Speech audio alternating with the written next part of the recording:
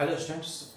सो आज हम लोग पढ़ेंगे स्पीड के बारे में। ओके, सो ये जो लेक्चर है इसमें हम लोग टोटल का टोटल सिर्फ और सिर्फ स्पीड पे फोकस करेंगे और हम स्पीड के डिफरेंट जो स्पीड हमारा जो फिजिकल क्वांटिटी है उसके डिफरेंट एस्पेक्ट्स के बारे में सीखेंगे। और नेक्स्ट लेक्चर में हम लोग वेलोसिटी के बारे में सीखेंगे और उसी लेक्चर में कोशिश करेंगे कि स्पीड और वेलोसिटी के बारे में हम डिफरेंस और जो हमारा रिलेशन है दोनों को हम लोग डिस्कस करें।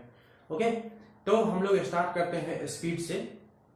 तो यहाँ पे हमने लिखा है, आप देख सकते हैं, स्पीड इक्वल टू क्या लिखा, distance travel per unit time.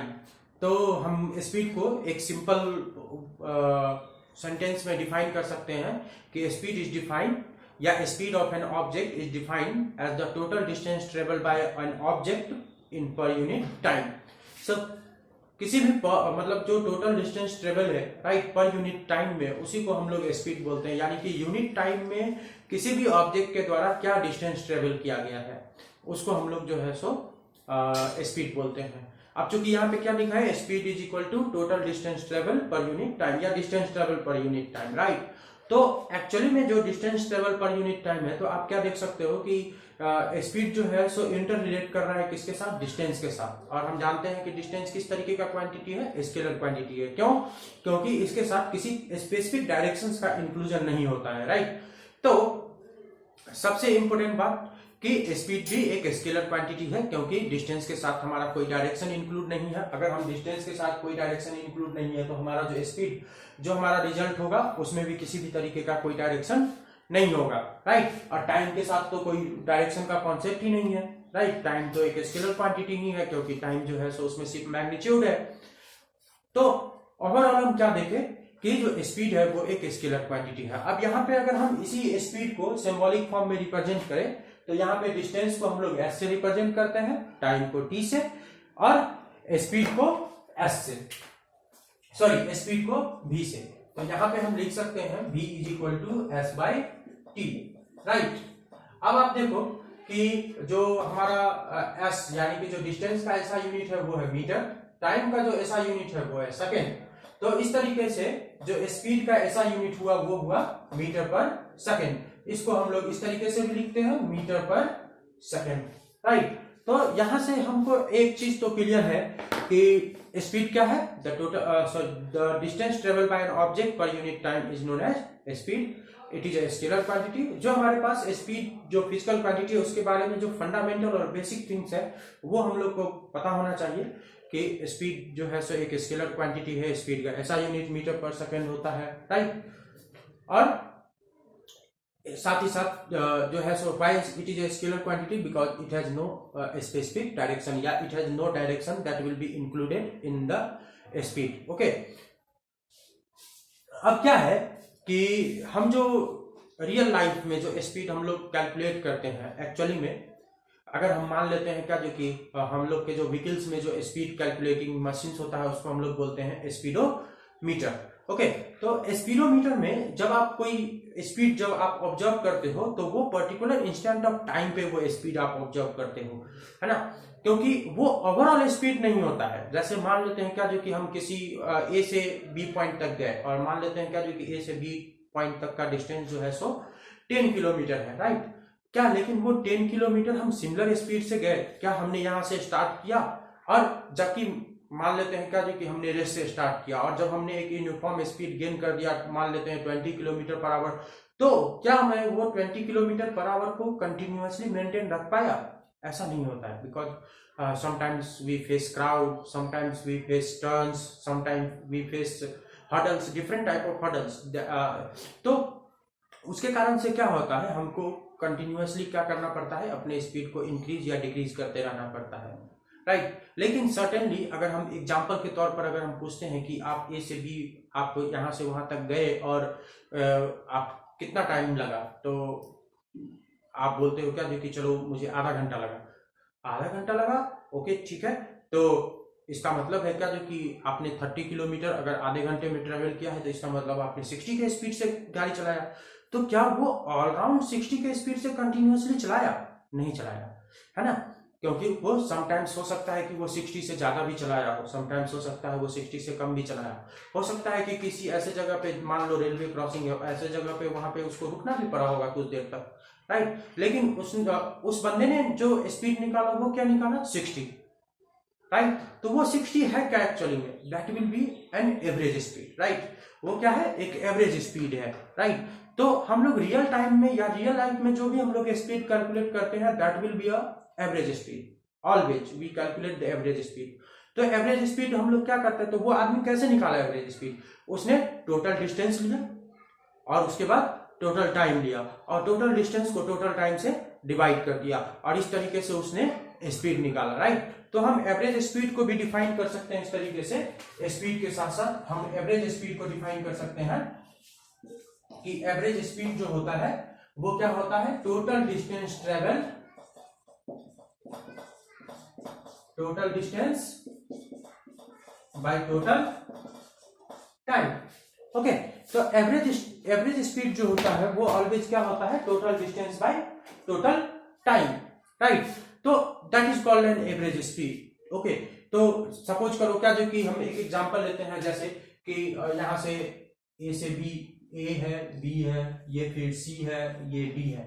अब ए से कोई आदमी चला और डी तक पहुंचा, मान लेते हैं क्या जी कि ये 5 किलोमीटर है, बी से सी के बीच का डिस्टेंस 3 किलोमीटर है और सी से डी के बीच का डिस्टेंस जो है सो 8 किलोमीटर है, ओके 8 किलोमीटर है, राइट। और यहाँ से ए से बी के बीच का जो टाइम है वो जो है सो मान लेते हैं हमारे पास 10 सेकेंड है और फिर 3 किलोमीटर जो है सो वो 5 सेकेंड में चलता है और ये जो नेक्स्ट 8 किलोमीटर है हम सपोज कर लेते हैं 20 सेकेंड में चलता है, ओके, राइट। तो ए से बी के बीच का जो एवरेज स्पीड है उस बंदे का वो क्या होगा, तो एवरेज स्पीड जो है, average speed equal to total distance, तो 5 प्लस 3 8 8 16, ये हो गया 16 kilometre and divide by time 10 and 10 5 15 and 15 and 20 35, तो 35 हमने सेकेंड लिख दिया। अब 16 किलोमीटर है तो ये आ गया 16 by 35 किलोमीटर पर सेकेंड, ओके।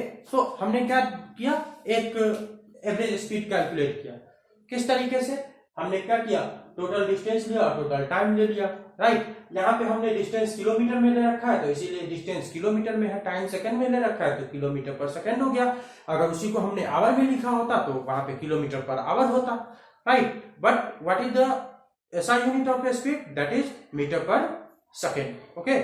लेकिन हम उसको किलोमीटर पर आवर में, किलोमीटर पर मिनट में, किलोमीटर पर सेकंड में, जिस तरीके से वहां पे यूनिट एग्जिस्ट करेगा उस तरीके से हम उस यूनिट को रिप्रेजेंट करेंगे, राइट। तो यहाँ पे जिस तरीके से हमने देखा कि यहाँ पे हमने ऐसा यूनिट को कंसीडर किया तो डिस्टेंस का ऐसा यूनिट मीटर, टाइम का ऐसा यूनिट सेकेंड, तो हमने मीटर पर सेकेंड लिखा।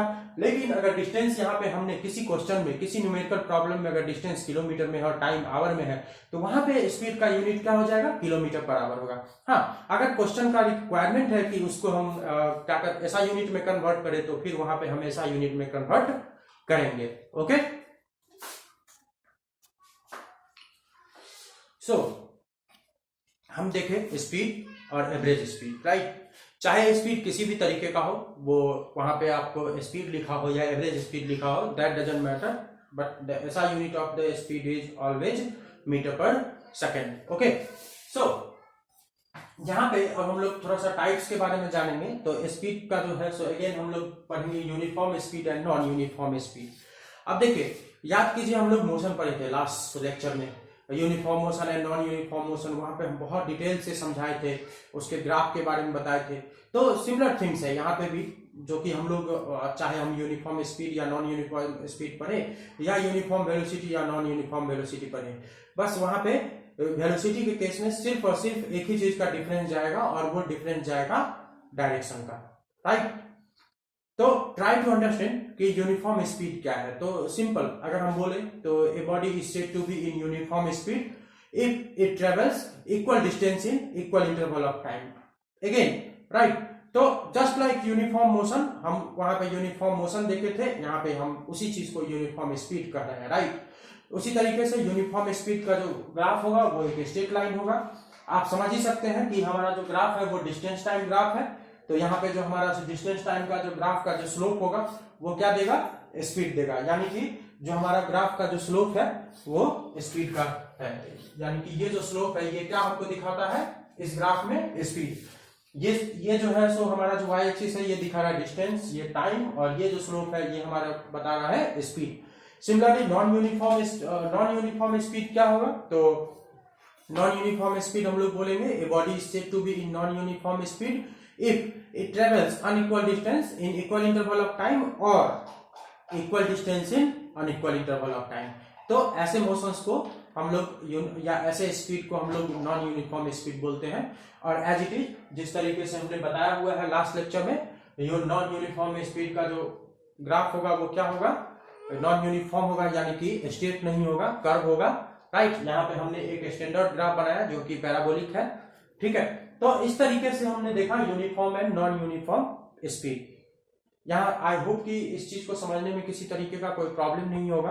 और आप जानते ही हैं कि किसी भी व्हीकल में जो हम लोग स्पीड गेन करते हैं या किसी भी पॉइंट ऑफ टाइम पे या किसी इंस्टेंट ऑफ टाइम पे जो हम लोग स्पीड मेजर करते हैं या स्पीड को ऑब्जर्व करते हैं वो स्पीडोमीटर जो हमारा यंत्र होता है, स्पीडोमीटर जो हमारा डिवाइस है उससे हम करते हैं। और ऑडोमीटर भी लगा होता है जिसके माध्यम से हम डिस्टेंस ट्रेवल जो है सो वो मेजर करते हैं, ठीक है। तो odometer is use to calculate the distance or find the distance that we travel, or speedometer is always used to observe the speed at a particular instant of time. Okay, तो ये दो device है जिसका इस्तेमाल हम लोग distance और speed find करने के लिए करते हैं। ओके, तो दैट इज व्हाट ये जो है सो हम लोग स्पीड के बारे में सीखे, uniform speed and non uniform speed के बारे में सीखे। आप देखें कि जो डिस्टेंस टाइम का जो ग्राफ है ये जो है सो हर हमेशा क्या देता है, स्पीड देता है, ठीक है। इस ग्राफ के बारे में हम लोग और ज्यादा डिस्कस करेंगे किस तरीके से न्यूमेरिकल अप्रोच लेते हैं, बट सबसे पहले हम लोग थ्योरेटिकल पार्ट कर रहे हैं। तो ये जो है सो स्पीड का लेक्चर था। नेक्स्ट लेक्चर में हम लोग पढ़ेंगे वेलोसिटी, और कोशिश करेंगे कि उसी लेक्चर में हम लोग डिफरेंस, स्पीड एंड वेलोसिटी के बीच में क्या डिफरेंस है और क्या रिलेशन एस्टेब्लिश हो सकता है, उन सारी चीजों को डिस्कस करेंगे।